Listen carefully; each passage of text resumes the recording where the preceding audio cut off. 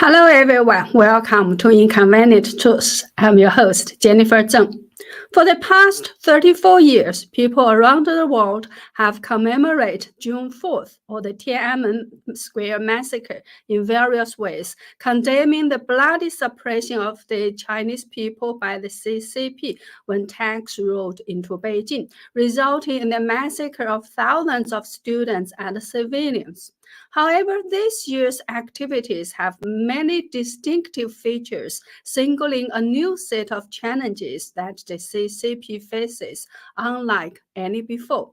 Today, let's discuss the changes we see this year and what they mean for China and the world. Speaking of the differences between this year's June 4th and the previous years, let's first take a look at three extraordinary events that have taken place in China.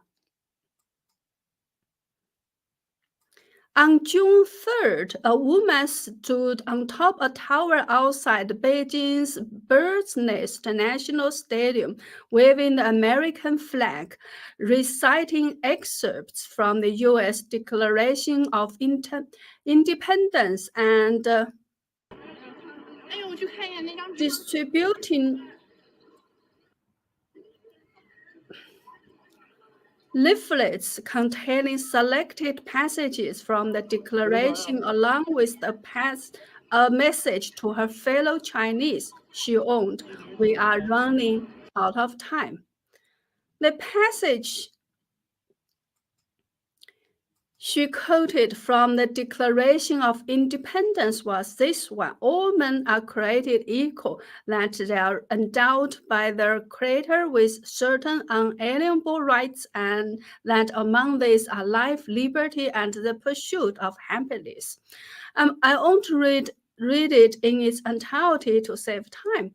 This is the content of the leaflet she distributed. The message to her fellow Chinese reads, quote, "In this world, it is individuals who create nations, laws, and all social norms.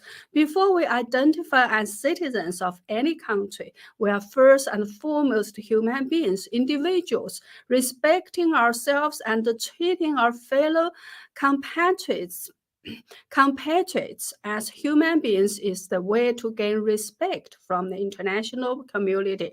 China should embrace the world and become a truly free and democratic nation, a place where everyone wants to come rather than a place everyone wants to escape from. In this world, there are only two types of people: those who share the same values and those who have different values. If you agree with me, then start thinking about what you can do for China's freedom and democracy. Take immediate action. Do what you can. We are running out of time." Unquote. We can see from the video earlier that the woman was quickly subdued and taken away. We don't know who she is, her name, or her current situation. She must have been well aware of the consequences of her actions, yet he proceeded without hesitation because she deeply felt we are running out of time. Similarly, on June 3rd, at Tsinghua University, where Xi Jinping studied, there were slides projected with the words "Down with the CCP" and "Down with Xi Jinping" written on them. Handwritten slogans were also found on the blackboard. Let's take a look together. On this slide, it says, "Down with the CCP, down with Xi Jinping." The handwritten words on the blackboard are "No more cultural revolution, we want freedom. Be citizens, not slaves.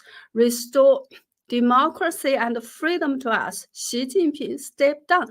Communist bandits," and it's the F word, then off. On this slide, it says, "Remembering history, the gunshots from 34 years ago may not have been the final ones, but the unstoppable tide of democracy and freedom is at hand. The downfall of the evil Communist Party is only a matter of time." On this slide, it says, 34th anniversary of the June 4th tragedy and the second anniversary of account suspension. No more censorship, we want freedom. No more leaders, we want votes. Be citizens, not slaves. On this slide, it says we call upon the Chinese Communist bandits to immediately ensure freedom of speech and vindicate the June 4th tragedy, to immediately lift all game bans and remove restrictions on underage gaming, to immediately cease all sensitive word censorship and delete all sensitive words, to ensure press freedom and release all political prisoners convicted for their words, to unblock previously banned accounts under the pretense of political involvement and offer apologies. 5 demands, no one less. We must acknowledge that the content on these slides is quite daring. It is said that the slides were projected by the student union of the School of Marxism at Tsinghua University. Xu Jinping, not Xi Jinping, Xu Jinping, the Minister of External Relations of the Graduate Schools Union of the School of Marxism has reportedly been apprehended in connection with this incident. Tsinghua University has always been known for its focus on engineering, so the existence of the School of Marxism within it is already surprising.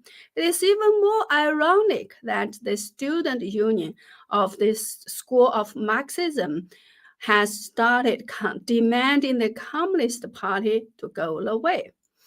Now, let's take a look at a speech given by a brave man on June 4th in front of the Nanjing Massacre Memorial. 好，过万六四啊！今天是6·4，1989·64。每个年轻人呢，每个中国人不要忘记今天的这个日子。大家注意啊，今天是中国一个很悲惨的事情。无忘今天的这个痛苦的日子。今天是6·4，小姑娘可以帮我们拍照来，小伙子帮我拍照，来，让大家都知道，关心每个民众啊。这个纪念馆啊，将来也就是学生的纪念馆这也是学生的纪念馆，将来很快的，中国会走向这个民主这一天的，中国很快就走向民主这一天，会到这一天到来的啊。这个大中国大纪念馆将来就会变成中国的人民的纪念馆可以共同这个杀人纪念馆，而且这个纪念馆也会记载到我们中华这个英雄儿女6·4的学生，把那边朋友看一下来，朋友你们来看上一张，看看我，来后面看一看，不要忘记这一天。大家不要忘记今天这一天。请问你是不是到对面这个？对的。到大明星馆。大家不要忘记今天这一天。千万不要忘记。在视频放到网上面，呼吁大家明天不要忘记今天这一天。就你们学生死亡了，爸爸妈妈如此的伤心，如此的伤感很多妈妈在哭泣你们知道吗？如果你们去世了以后，死了以后被枪打死了以后，妈妈是什么样的心情？父亲是什么样的心情？每个人要知道今天，马上我再到那边去，要唤醒大家，不要忘记今天这个痛苦的日子。年轻人当你们去死的时候，不打死的时候，多少妈妈在流泪今天不要忘记今天，真的，像同事、像同学，每个朋友、每个邻居，告诉大家。今天的痛苦的日子，放到晚上，放到晚上。我是南京Okay. The words on the front of his shirt are "Never forget June 4th. My heart aches for June 4th." The words on the back of his shirt are "Never forget June 4th, 1989, in remembrance of June 4th." These are the protest activities that have taken place within China. Overseas, Chinese communities around the world held commemorative events. This is in New York City. This is in Los Angeles. This is a photo from the gathering in Montreal. This report is from this report covers the activities in Canada. As you can see, a notable feature this year is the increased participation of young people. Some events were even organized and led by young individuals. The Tiananmen pro-democracy movement took place 34 years ago, so naturally, the original participants are now at least in their 50s. Previous commemorative events were mostly attended by people of this age group, with little enthusiasm from young people. Some seasoned overseas democracy activities often lamented the lack of successor to the democratic movement. However, this year is different. See the photos. This is an event in Canada.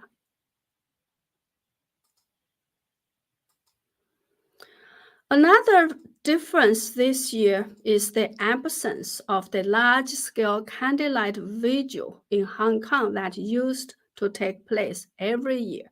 The park where the candlelight vigil used to be held has been transformed into lively markets to a hometown celebration, celebrating the 26th anniversary of Hong Kong's return to China. Not only is there no candlelight vigil to commemorate June 4th, but walking on the streets can result in being arrested by the police. Hong Kong has completely fallen and become a city similar to mainland China, no longer enjoying freedom. However, although Hong Kong can no longer accommodate a June 4th Memorial Museum, the world's only June 4th Memorial Museum opened in New York this year. These are newspaper reports from Hong Kong at that time regarding the June 4th incident posted in the Memorial Museum. This is an event held on the opening day of the Memorial Museum on June 2nd this year. Many embassies in China from various countries also posted content commemorating June 4th on their Chinese social media accounts. These are posts from Germany, the Netherlands, and the European Union. The U.S. Consulate General in Hong Kong and Macau and the European Union office in Hong Kong and Macau, as usual, placed electronic candles by the window in the evening to mourn the June 4th incident. So if we were to identify the biggest difference between this year's June 4th and previous years, it would be the demands of Chinese people both at home and abroad. They are no longer just calling for the vindication of June 4th, but directly shouting slogans such as "Down with the CCP" and "Down with Xi Jinping." Vindication of June 4th is a demand directed at the CCP based on acknowledging the legitimacy of the Communist Party and requesting the CCP as the ruling party to vindicate the participants of the Tiananmen student movement. This year's slogans, "Down with the CCP" and "Down with Xi Jinping," directly indicate that the people no longer recognize the legitimacy of the Communist Party. The woman distributing leaflets of the U.S. Declaration of Independence outside the National Stadium in Beijing, known as Bird's Nest, included the excerpt People have the right to and the duty to overthrow the government, clearly expressing their determination to overthrow the illegal regime of the CCP. People no longer recognize the legitimacy of the CCP or demand justice from the CCP for the June 4th Tiananmen movement. Instead, they directly call for the overthrow of the CCP and existence and its exit from the stage of history.